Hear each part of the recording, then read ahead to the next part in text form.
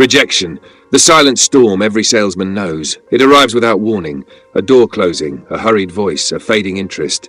And yet, it crashes inside like thunder. Why does a word so small carry the weight of a mountain? Why does the refusal of a stranger feel like the rejection of the soul itself? On the surface, we pretend it is simple. An offer made, an offer declined, business moves on. But the body does not move on. The pulse climbs, breath shortens. Shame spreads like ink in clear water. Carl Jung once wrote, "Shame is a soul-eating emotion." And rejection is soaked in shame.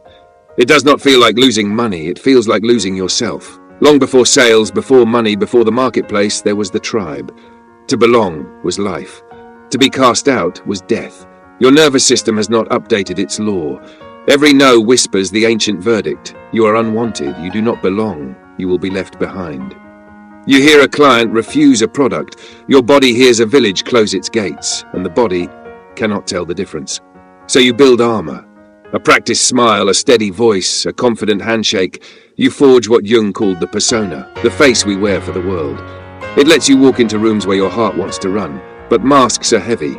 Keep it on too long, and you forget the face beneath. Nietzsche murmurs, every profound spirit needs a mask. And yet, if you forget to take it off, the mask wears you. A man becomes a performance, begging for applause. The ego pours salt into this wound. It whispers, you are your sales. A yes defines you.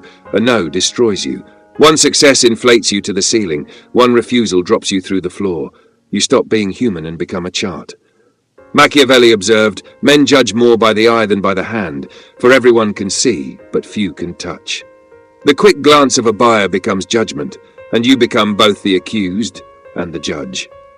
Soon you confuse rejection of an offer with rejection of your essence.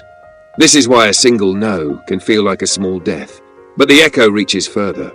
Rejection in the present awakens rejection from the past. The boy who brought home drawings no one praised.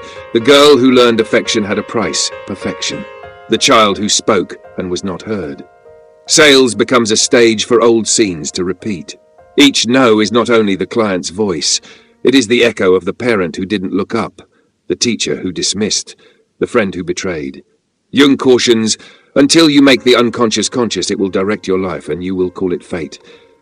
You call it bad luck, but it is an old map, steering your steps until you redraw it. Here lies the terrifying insight. Sales is not only about selling, it is about becoming. Every rejection is a mirror delivered to your door. Look away, remain a prisoner of approval. Look in, and the mirror becomes a door. Pause, breathe, let the wave crest and fall. Do not bargain with the feeling, name it. This is the ancient alarm. A bell rings strongly and fades. You are not the bell, you are the room that holds the sound. Now, listen for the lesson. Rejection is not verdict, it is signal. Timing, fit, trust, risk, value. If you call it doom, you bury gold. If you call it data, you mine it. Aristotle left a map for this mining, 3 pillars of persuasion. Ethos, who you are. Pathos, what they feel with you. Logos, what makes sense after. Logic alone lectures.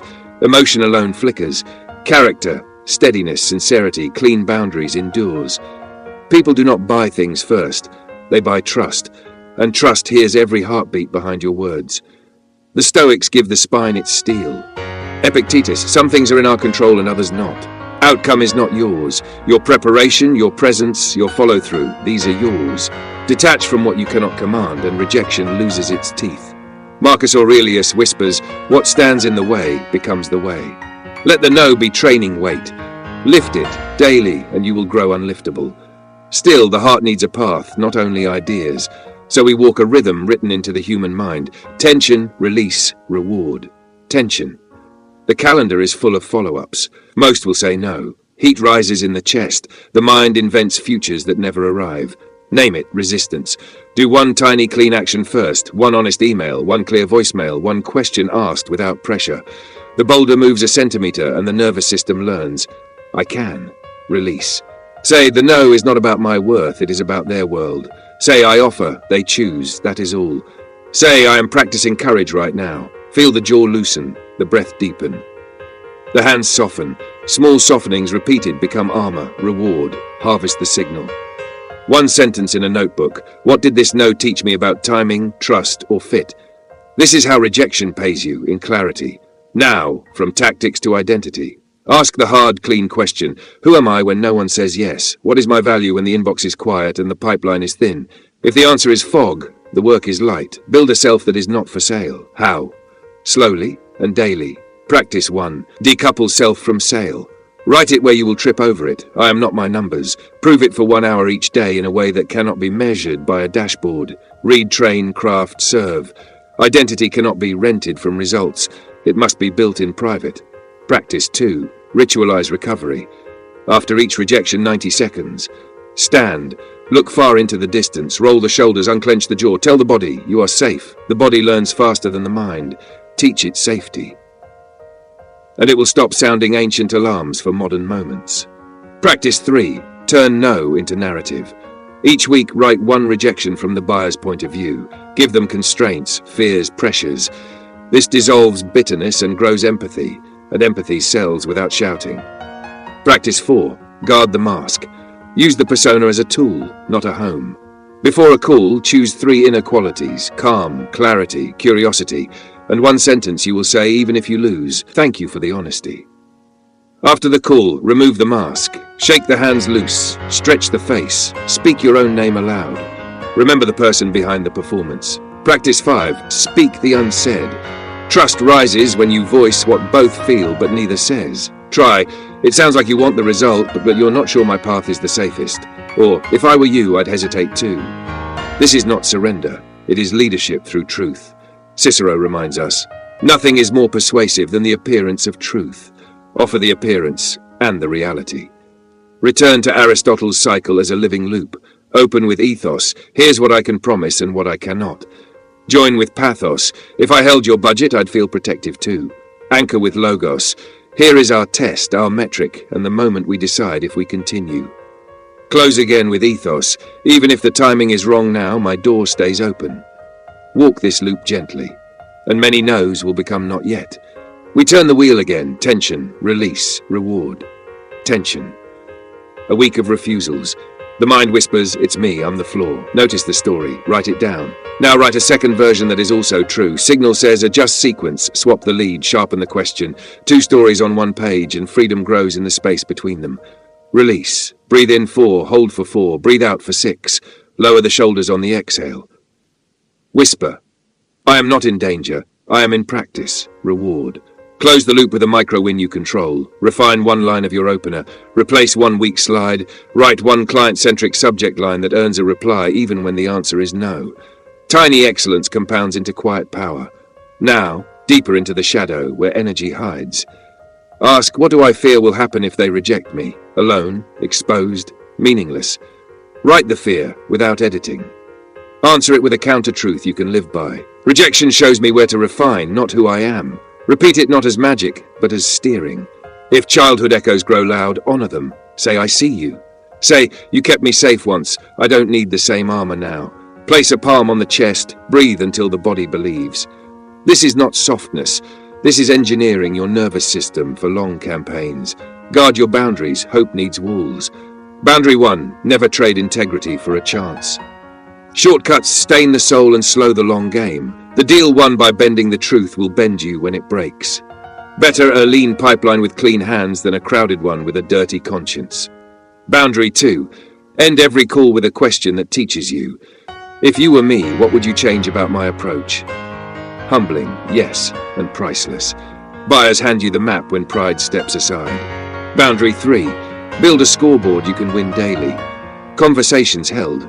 Questions uncovered, proposals sent, follow-ups closed. Score what you control, review what you don't. Outcomes matter, processes compound. Compounding is the quiet miracle of sales and of character. Let us speak plainly to the heart that still hurts. Rejection will never vanish, but its meaning can change. From humiliation to feedback, from slammed door to signpost, from fear to fuel. Nietzsche again, he who has a why to live can bear almost any how. Choose your why and weld it to your day.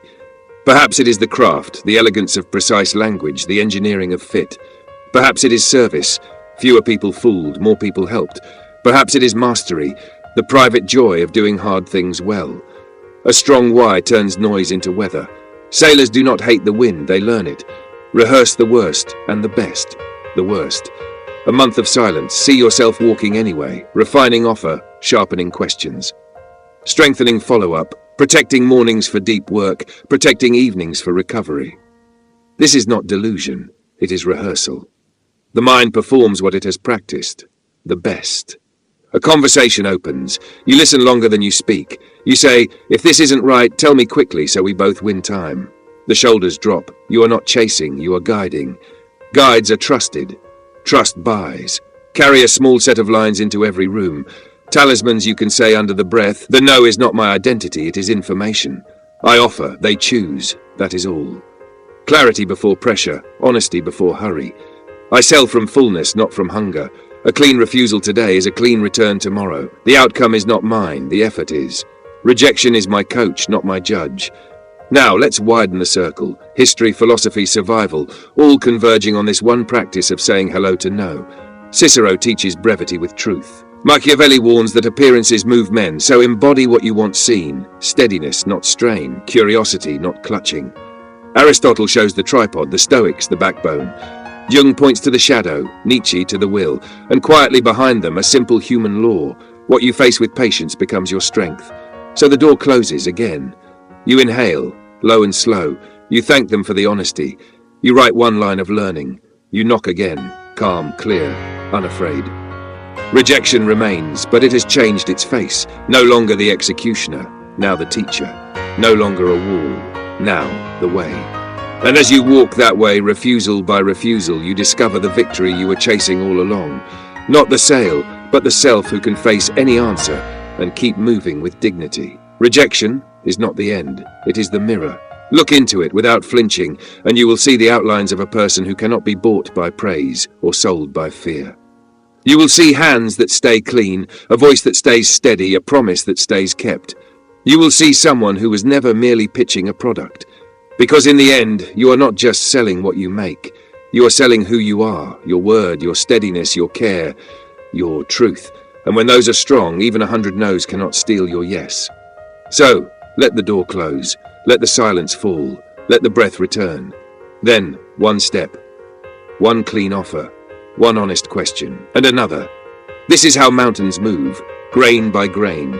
This is how courage grows, moment by moment.